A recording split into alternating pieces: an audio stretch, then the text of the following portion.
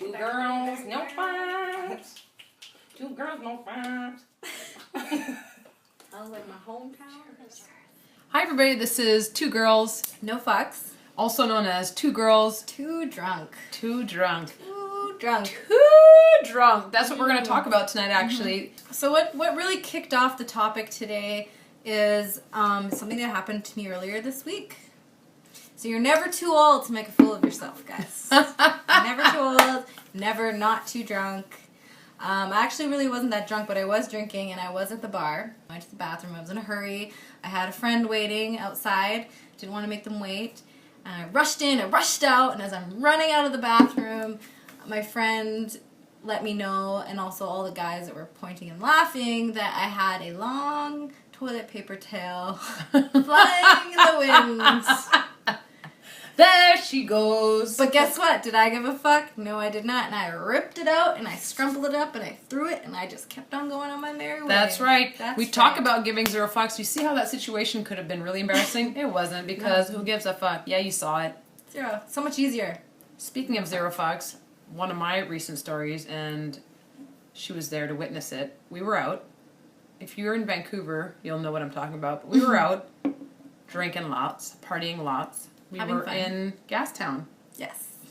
The cobblestone Beautiful. roads. It's very Scenic. It's very scenic, quaint. Quaint, yeah. Clocks. Yeah. Clock Beautiful towers, lamp smoke. posts. Yeah, and people cobble smoking streets. cigars, you know. Very fancy. Mm-hmm. I knew as soon as we left the club that I was going to throw up. En route to another club. Yeah, we had eaten earlier on in the night, and This is a very Canadian story. it's a very Canadian story. But I knew I was going to throw up. And as we left the club, we're walking, and it's Skylar and Vaders and Jay and myself, a group of us, my close friends. And we passed by a group, nay, an entire street. It's almost like a lineup of people waiting to go into a restaurant. Like Oh, yeah. There's dressed a very large nicely. Yeah. crowd, if you will. Yeah. I would say a crowd of people. And as we're running, because I need to get to the next place, my body hurls forward and I throw up all over the cobblestone road. And Splatter if you can everywhere. picture me, now I'm like holding onto my knees and I'm bent over and I'm staring at it. She's trying to help and I hear a couple people go, "Oh my God, fucking gross. What is that? SpaghettiOs?" To which I turn my head around and I'm like, "It's poutine, motherfucker. Get it right." And then And I keep walking. kept on. Kept on. That's right. Bam, as we do. Mm-hmm. Didn't think about it after that. The rest of my night was swell. That felt so good to get it out of me. Do you have any other embarrassing stories? Well, thankfully, I can't recall anything in the in the last few years or so. Maybe I'm growing, maybe not. Who knows? But I do remember in my earlier 20s, or in my late 19, when you're just starting to drink. I had a few different episodes. I started when I was 11. Keep going. I'm from Quebec. Many episodes of which, passing out in various locations, and in my own house. Like it wasn't sketchy or anything. But I remember one time I woke up inside my closet, and my mom had already came and tucked me into my bed, and then I decided to get out of bed and go. Okay, so the reason she was tucking me into bed is because a friend had actually thrown me over their shoulder fireman style and dropped me off at home. That's kind of the state I was in. Yes, at the front door and just She knocked on the door, rang the doorbell. It was my brother's friend and was kind of like, "Here you go." And my mom was just like, "For fuck's sakes." And then she put me to bed, and then I woke up and then I moved into my closet. But that was when I wasn't as clean and organized, so my closet was full of clothes and it was very comfortable.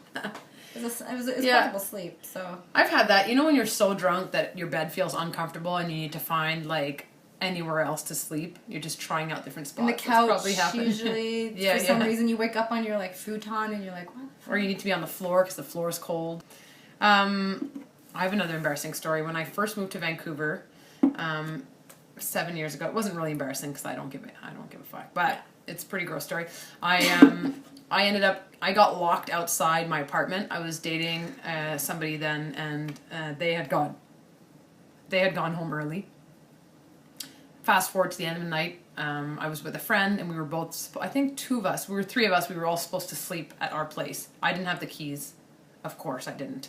But the apartment that we had, there's a window that you could climb on the side and like get into the apartment. There was like a little, like, I don't know, there was a little window with like a balcony, and one of our friends tried to get up on there, and there was a stick, and my girlfriend was sleeping on the couch, and they were trying to poke them with a stick, and finally dropped the stick inside, and she wouldn't wake up.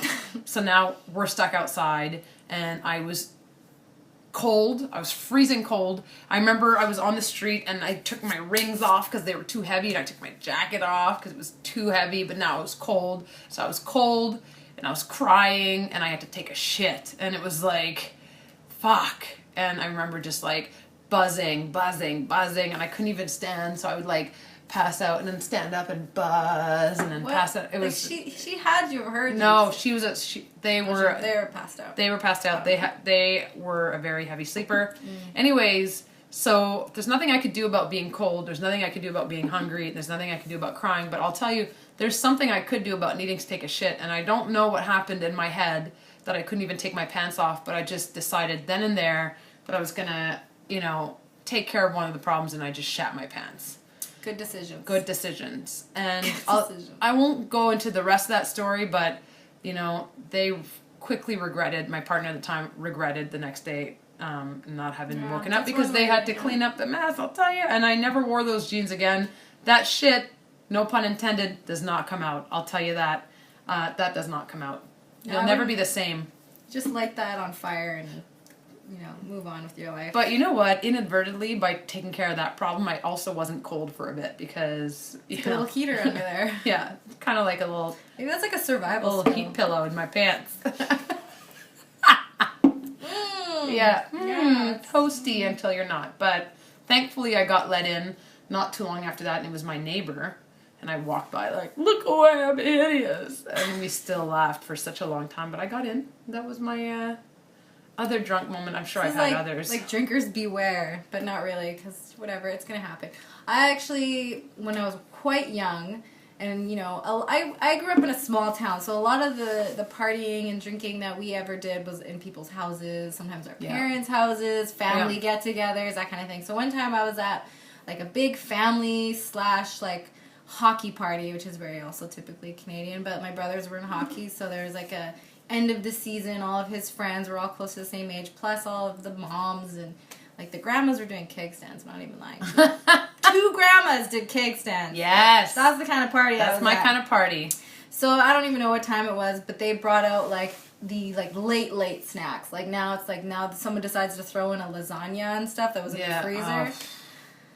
And I don't, when food is just so much better when you're just, a little drunk. So anyways, but what I ended up doing, I guess, let's just flash forward now, because that's pretty much all I remembered. And then I woke up in the basement the next day. Like, we all slept over. That was the other thing. Like, everyone just crashes, we were in the middle of the woods practically. And I woke up and I looked at my nails and they were all red. No. And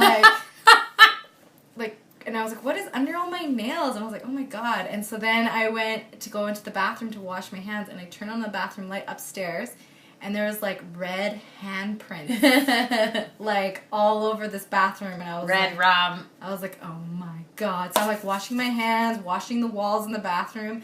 And then when some other people woke up, they told me that once the lasagna came out and it was ready to eat, I proceeded to stick my hand full on into the middle of it and just scoop out lasagna and just be like, yeah, that's my girl. and then go and pass out on the couch downstairs. So, it's kind of funny. Yeah, it is kind of funny. It's very funny. I mean, my family still laughs at me about it to this day. So comment down below if you've got an embarrassing story. We want to hear about it. We know that you do. Actually, or email us. Do we have what's our email address? 2 girls no fucks, but it's FCKS, no U. Email us at gmail.com. 2girlsnofucks@gmail.com. And we would love to read your stories out loud in a following video. We don't need to name your name, or if you want to be named. I would never be anonymous. I'd be like, yo, tell my name. We give 0 fucks, right? So yeah, so comment down below if you've done it.